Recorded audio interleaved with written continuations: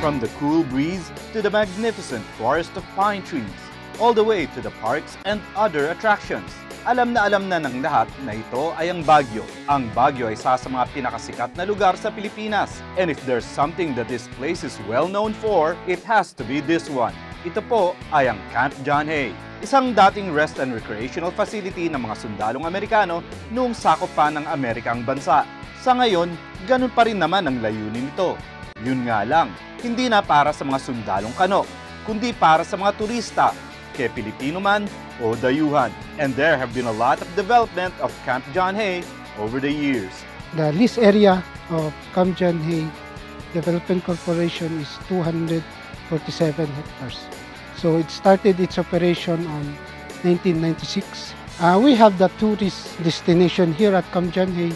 We have the Butterfly Sanctuary, mini golf, the camping area, picnic grounds area, the Igorot Park located near Chocolate Baterol, the horse trail, the eco trail located near golf course.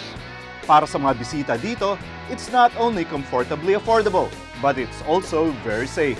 We have our security service provider who is responsible for the security of the guests visiting the area. Sa Butterfly Sanctuary, we have the minimal fee lang naman, which is 60 pesos per person.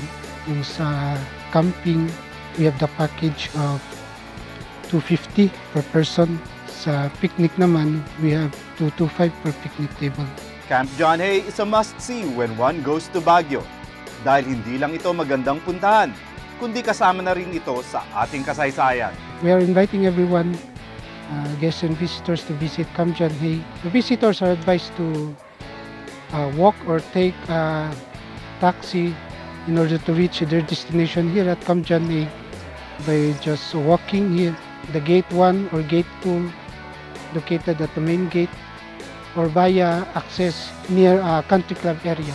You can contact us with our telephone number 442-5783.